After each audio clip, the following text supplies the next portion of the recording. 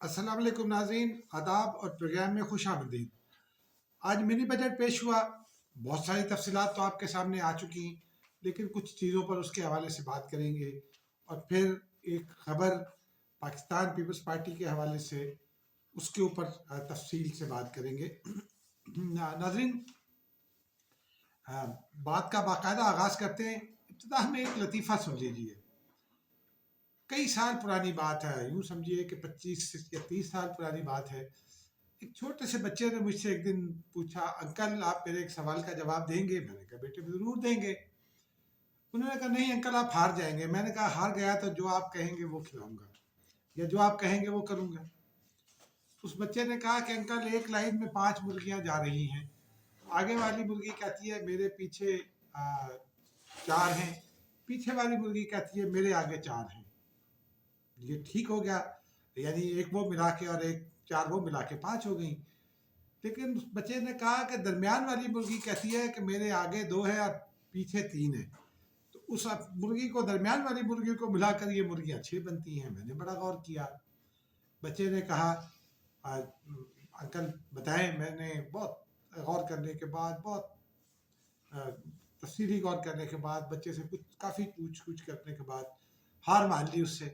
बच्चा भी खुश हो गया। फिर उसने मुझे कहा कि अंकल आप घोड़ा बने, मैं आपकी पीठ पर बैठूंगा। खैर मैं घोड़ा बन गया, बच्चा मेरी पीठ पर बैठा। लेकिन ये लतीफ़ा सुनाने का एक मकसद है।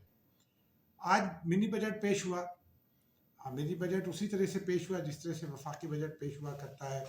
तहरीक पेश हुई, रूल सस्पेंड हुए, शौकत तरीन साहब ने बिल ले किया, फिर उसके ऊपर लहदे हुई, बिल अब सेनेट को चला गया, सेनेट से तजावीज़ आएंगी, फिर कौमी असम्बली में बहस होगी। लेकिन उसके बाद जो असल लतीफ़ा हुआ वो वज़ीर ख़ज़ाना साहब की तकरीर थी। अब नाज़रीन मुझे तकरीबन 35 साल 34 साल हो गए हैं इस प्रोफेशन में। उसमें से कुछ 30 साल बजट कवर करते हो गए हैं। इकॉनमी की समझ नहीं है, यकीनी तौर पर इकनॉमिक रिपोर्टर्स ज़्यादा बेहतर जानते हैं।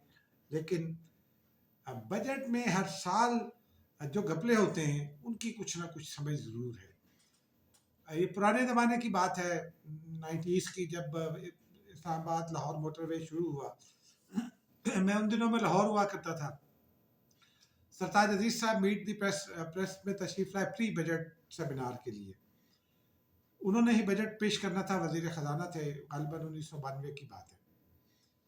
तो मैंने उनसे कुछ सवालात पूछे और उनसे ये पूछा कि जी जो हम सुन रहे हैं वो इक्विटी 30% इक्विटी है और कहा जा रहा है और 70% इन्वेस्टमेंट है, यानी हम 70% माफ़ कीजिएगा, कंपनी 70% इन्वेस्ट करेगी जिसका ताल्लुक जनूबी कोरिया से, और हम 30% इन्वेस्ट करेंगे। लेकिन जो ज़राए हैं वो ये कहते हैं कि मामला इसके उलट है। और फिर जब उलट मामला है तो इसी तरह इसी रेशो से वो कंपनी 70% ले जाएगी और हम 30% लेंगे। और बाद अज़ां वही हुआ। पोस्ट बजट प्रेस कॉन्फ्रेंस में मैं इस्लामाबाद आया, वहाँ भी गए सरताज अजीज़ साहब की प्रेस कॉन्फ्रेंस में। उनसे पूछा तो उन्होंने फिर बाद अज़ां ऑफ द रिकॉर्ड में तस्लीम कर लिया। कहने का मतलब यह है कि रिपोर्टर्स हों जो पॉलिटिकल रिपोर्टिंग करते हैं या फाइनेंस रिपोर्टिंग करते हैं, या आम आदमी जो बजट भुगतता है उसको अंदाज़ा होता है। अब आज वज़ीर ख़जाना साहब ने बाकायदा फरमाया कि जी हमने तो सिर्फ आवाम पर तो 2 अरब रुपए के टैक्स लगाए हैं और बाकी तो टैक्स है ही नहीं। यानी कि 72 अरब रुपए की जो दरामदात होनी है, जिसमें बच्चों का दूध शामिल है, जिसमें सोयाबीन ऑयल और सीड शामिल हैं, और बहुत सारी ऐसी चीज़ें जो आम इस्तेमाल की हैं, और ख़ास तौर पर एडिबल्स, ज़्यादातर एडिबल्स जिसमें ऑयल शामिल है, वो महंगा होगा यकीनी तौर पर, और हर आदमी खाता है वो तकरीबन। फिर हम बहुत सारी सब्जियां इंपोर्ट करते हैं, बहुत सारी दालें इंपोर्ट करते हैं, चीनी इंपोर्ट करते हैं, और चीनी पर सिवाय जो जूसेस हैं जो टैक्स होगा वो अब 17% हो जाएगा। और ये मैं नहीं कह रहा, ये AKD सिक्योरिटीज़ का एक सामने आया है आज کمپیریٹیو انالیسس چارٹ، اس میں یہ کہا گیا ہے. باقی اور بھی ظاہر سی بات ہے اس کے اثرات ہیں. لیپ ٹاپ پر ٹیکس 5% رہ گیا ہے اور بچوں کے دودھ پر 17% ہو گیا ہے، تو بچوں کا دودھ بھی مہنگا ہوگا. پھر مشینری امپورٹ کرنے پر ٹیکس مہنگا ہوگا. اس مشینری کی امپورٹ میں جو ادویات کے لیے مشینری استعمال ہوتی ہے وہ بھی شامل ہے. پھر را مٹیریل پر ٹیکس بڑھ گیا. تو یعنی کہ جو ادویات ہیں وہ کون کھاتا ہے؟ وہ سارے خاص آدمی تو نہیں کھاتے، عام لوگ کھاتے ہیں. بیمار تو عام آدمی بھی ہوتا ہے، دواؤں کی ضرورت اسے بھی پڑتی ہے. ساری دوائیں سرکاری اسپتال سے نہیں ملتی، نہ سارا علاج مفت ہوتا ہے. پھر آئل، چینی، گھی، یہ سب چیزیں جب مہنگی ہوں گی تو کون ذمہ دار ہوگا؟ وزیر خزانہ صاحب کہتے ہیں جی 2 ارب روپے کے ٹیکس لگائے ہیں عوام پر، اور وزیر اطلاعات صاحب بھی یہی کہتے ہیں. تو وہ جو 2 ارب روپے کے ٹیکس لگائے ہیں آخر وہ بھی تو امپیکٹ ہوگا. آپ مجھے بتائیے اور کوئی مجھے یہ بتائے جو حکومت کے حامی بھی ہیں کہ کیا پیٹرول کی پرائس بڑھنے کے بعد جو مہنگائی ہوئی تھی، اسی حکومت نے پیٹرول میں 5 روپے کی کمی کی نا، تو وہ مہنگائی 5 روپے کے حساب سے کم ہوئی. جو جن اشیاء کی قیمت، پیٹرول کی قیمت بڑھنے سے فرض کیجئے اس میں 10 روپے کا اضافہ ہوا اور اس میں 5 روپے کی کمی ہو گئی، تو کیا وہ 5 روپے کی کمی ہم تک منتقل ہوئی؟ نہیں ہوئی. وجہ صرف یہی ہے کہ جو ٹیکس کا رد و بدل تھا اس میں حکومت نے اسی سسٹم میں رہ کر ایک رد و بدل کر دیا، اور اس کے نتیجے میں جو فائدہ ہم تک منتقل ہونا تھا وہ نہیں ہوا. یہی وجہ ہے. پھر 200 ارب روپے ڈیولپمنٹ ایکسپینڈیچر پر کٹ لگا. ڈیولپمنٹ ایکسپینڈیچر پر کٹ لگانے کا کیا مطلب ہوتا ہے؟ بہت سیدھا سا مطلب ہوتا ہے کہ ترقی کے لیے جو منصوبے شروع کیے جانے تھے وہ نہیں شروع کیے جا سکیں گے. ان منصوبوں کے لیے جو افرادی قوت روزگار پر لگے گی وہ نہیں لگے گی. وہ فائدہ جو ترقیاتی منصوبوں سے عوام تک پہنچ سکتا ہے وہ نہیں پہنچے گا. نتیجے میں عوام کی جو پرچیزنگ پاور ہے وہ وہیں کی وہیں رہے گی جو ان ترقیاتی منصوبوں کی شکل میں کچھ بڑھ سکتی تھی. اور اسی طرح انڈسٹریز کا ہے کہ وہاں نان ڈیولپمنٹ، معاف کیجیے گا، ڈیولپمنٹ ایکسپینڈیچر کا اس کو اگر کوئی فائدہ نہیں ہوگا تو جو انڈسٹریل ورکر ہے وہ اس کی تعداد میں اضافہ نہیں ہوگا، بے روزگاروں کی تعداد میں اضافہ ہوگا. تو یہ وہ سارے معاملات ہیں ناظرین جس کے اوپر اب چونکہ آج اپوزیشن پر بھی یہ الزام لگتا رہا کہ شہباز شریف صاحب نہیں تھے، بلاول بھٹو نہیں تھے، زرداری صاحب نہیں تھے، فلاں نہیں تھے، اختر مینگل نہیں تھے. آج تو خیر بل صرف لے ہونا تھا، اور اس کے بعد اسے چونکہ رولز کے تحت سینٹ کو جانا ہے اور اس درمیان میں قومی اسمبلی میں بھی ڈیبیٹ ہونی ہے. تو ظاہر سی بات ہے جب یہ ڈیبیٹ میں ساری چیزیں یہ تمام قائدین سامنے رکھیں گے. خواجہ آصف صاحب نے آج بہت ہی شاندار تقریر کی. اپنی دھواں دار تقریر میں انہوں نے اور بہت کچھ کہا، لیکن انہوں نے جو ایک چیز جو نہیں پیش ہو سکی وہ اسٹیٹ بینک، معاف کیجیے گا وہ پیش تو ہو گئی لیکن وہ کمیٹی کو ریفر ہو گیا معاملہ. وہ تھا اسٹیٹ بینک میں اصلاحات کا بل. اسٹیٹ بینک کی اصلاحات کے نام پر اب تو ڈاکٹر عشرت حسین بھی کہہ اٹھے کہ وہ اس سے اتفاق نہیں کرتے حکومت کی پالیسی سے، کیونکہ یہ کہا جا رہا ہے کہ اسٹیٹ بینک کے رولز میں تبدیلی کے بعد اور اس بل کے امپلیمنٹ ہو جانے کے بعد اگر یہ منظور ہوتا ہے تو پھر پاکستان کا جو سینٹرل ریزرو بینک ہے وہ براہ راست انڈر مانیٹرنگ اور انڈر کنٹرول چلا جائے گا IMF کے.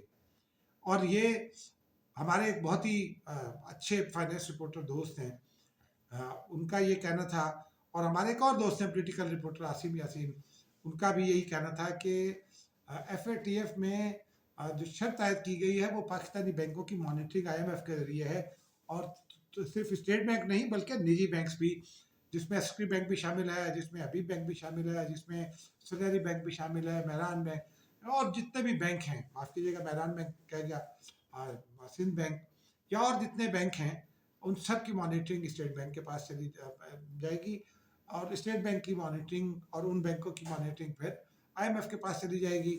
خواجہ آصف نے اسی تناظر میں یہ کہا کہ یہ جو اکنامک سرنڈر ہوتا ہے اگر یہ ہو جائے تو اس کے نتیجے میں الٹیمیٹلی اقوام جو ہیں وہ قانونی بن جایا کرتی ہیں، ممالک جن کی یہ فائنینشیل سیکیورٹی اور فائنینشیل خود مختاری سرنڈر ہو جاتی ہے وہ چلی جاتی ہے کسی اور کے ہاتھ میں تو وہ کالونی بن جایا کرتے ہیں وہ ملک.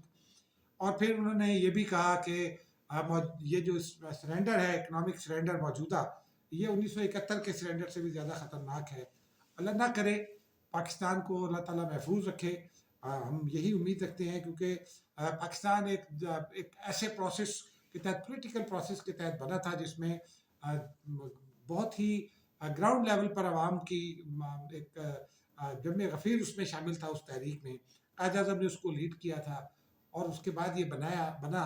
اور اللہ تعالیٰ کا خاص کرم اور مہربانی ہمیشہ سے پاکستان پر موجود ہے. بڑے بڑے طوفان آتے ہیں گزر جاتے ہیں.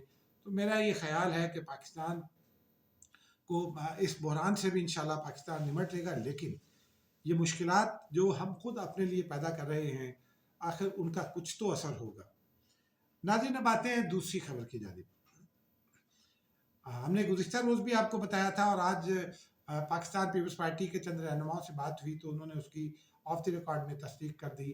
انہوں نے یہ بتایا کہ آصف علی زرداری صاحب اگر اپوزیشن جماعتیں بلاول بھٹو زرداری کو وزیر اعظم بنانے پر رضامند نہیں ہوتی جو کہا جا رہا ہے کہ تحریک عدم اعتماد آئے گی اور اس کے نتیجے میں عمران خان صاحب کی حکومت جا سکتی ہے تو ایک سوال تو یہ بھی اٹھتا ہے کہ کیا کاؤنٹ ڈاؤن شروع ہو گیا.